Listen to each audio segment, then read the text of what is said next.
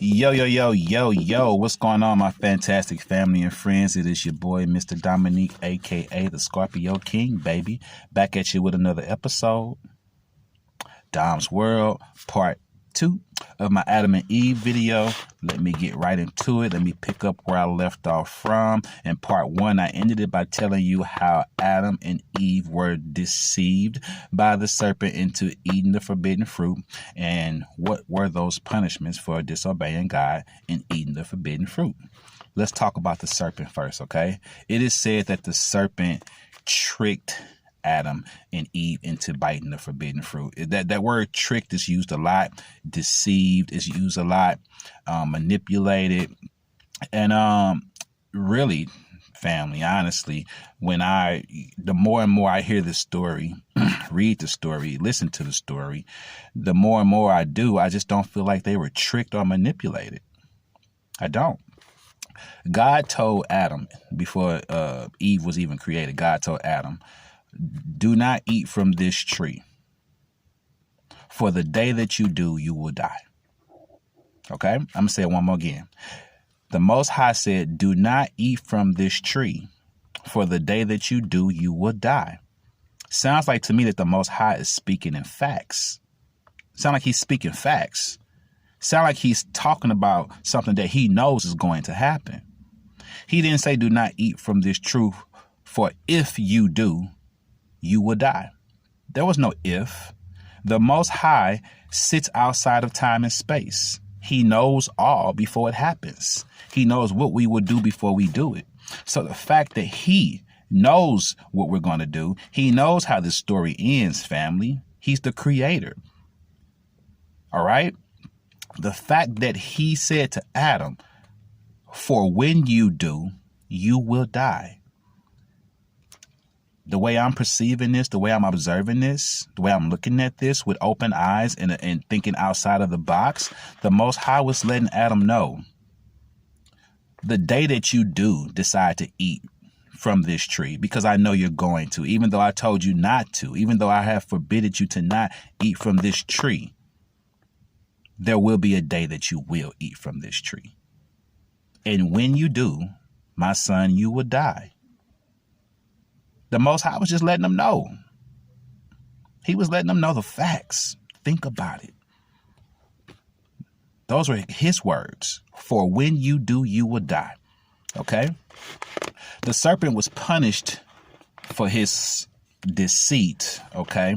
He was punished for it. And his punishment was to slither around on his belly for an eternity and eat dust. Why was the punishment to slither around on his belly? Isn't that what snakes do anyway? Don't they slither around on their belly? So how's that a punishment? The fact that this is acknowledged in the Bible that his punishment is to slither around his belly lets you know that he was not slithering around on his belly at the time that this happened. Clearly, slithering around on his belly wasn't the only way for the serpent to get around. So he was walking. There's all sorts of pictures you can look up that shows the serpent upright walking with feet. Maybe in the Garden of Eden, this is possible. We don't talk about this enough, but they were in the Garden of Eden, where I'm sure anything is possible. Outside of the Garden of Eden, who knows what's possible? But in the Garden of Eden, one would have to believe that any and everything is possible. So therefore, you will get a talking snake that walks. Adam and Eve saw no harm in this. She didn't run when the talking snake came up to her. When the walking snake came up to her, she didn't run. He didn't run. This seemed to be pretty normal for these little babies because they were only 10 hours old. Just keep it real, family. We're too hard on Adam and Eve. We're not looking beneath the surface. There's so many lessons to learn in this story. Okay. What about Eve? What was her punishment?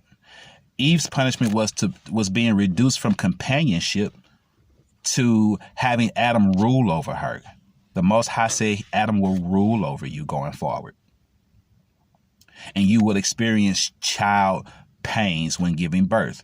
Child labor will be painful for you going forward. Eve caught the raw end of this deal, baby. There were no epidural. Ladies, she didn't get an epidural.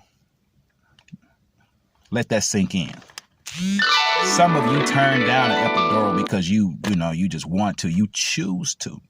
Eve didn't get to choose to. Every baby she gave birth to, the lady birthed a generation, a nation of people with no epidurals. She's a soldier, family. She's a soldier. But that was her punishment nonetheless. Reduced from companionship to having her boyfriend or husband, however she looked at Adam, ruling over her. And experiencing child pains while giving labor. What about Adam? Was Adam's punishment really so hard? Was it? The Most High told Adam, you will work from the sweat of your brows. You will work you work your fingers to the bone, basically, baby. You will work for everything that you want going forward. Because in the Garden of Eden, Adam had everything he could ever want, never need. No wants, no desires. He had it all right there. Right there. And then the Most High went and gave him a companion on top of that. He had everything he needed in the Garden of Eden. Maybe that's why Adam wasn't tripping off the forbidden fruit. Because he had it made in Eden. He was good.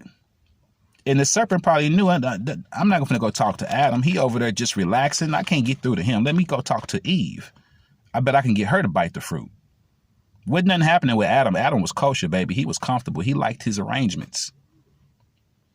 But what is funny that we don't talk about enough is that when Eve, after all that, Eve bites it and hands it over to Adam, and Adam just bites it. Just like that. I just can't let that go, y'all. He just like that. All right. So Adam, in one way, went on to become a better version of who he was, family, because God was no longer taking care of Adam. God wasn't providing everything for Adam no more. The fruit wasn't just there on the tree for Adam to go pluck off and get. Adam had to grow his. Adam is the original farmer, the first farmer. He's the one. He's the one. Not Neo, Adam, baby. Okay, he was the one to learn. He passed down a skill set that he had to learn on his own to a generation of people, us, and going further. Thanks to Adam. His punishment turned out to be our survival, our skill set for survival. If not for Adam, think about this, family. God was no longer taking care of him and providing everything for him. They're not in the Garden of Eden no more. They're on earth. They're not in the Garden of Eden no more. And we don't speak enough about this. You know, if they're not in the Garden of Eden anymore, then where are they? Down here on earth. Trying to make it work. Trying to be fruitful and multiply the earth. Be fruitful and multiply. Had to be hard without God just having everything for them at their leisure, at their pleasure. Adam got hungry. He had to learn how to farm. Bad weather came. It was hot. It was cold. Whatever. The first house, Adam and Eve had to build it. Adam had to build it.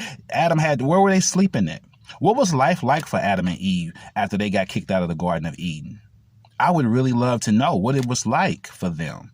We don't get enough insight on what life was like for Adam and Eve outside of the Garden of Eden after they were exiled from the Garden of Eden.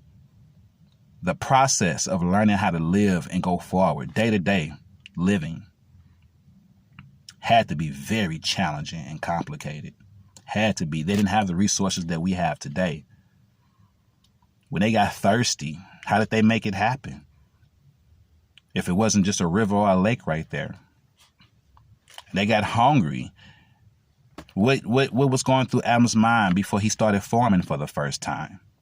And he had to start growing food for the first time. How did he figure out how to do all that? What about when Eve got her first cycle? How did she handle that? What was that like for her?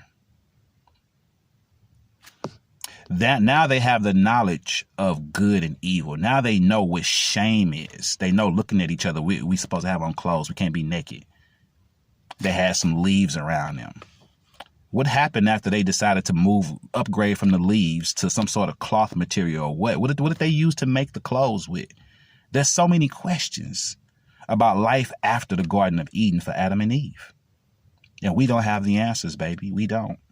That's why I love talking about the story of Adam and Eve. It's a good one.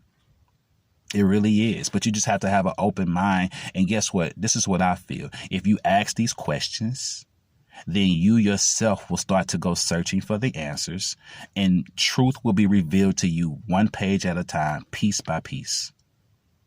Okay? You have questions, ask questions, do the research, and quite possibly you will be given the clarity that you're looking for. I pray for clarity, man.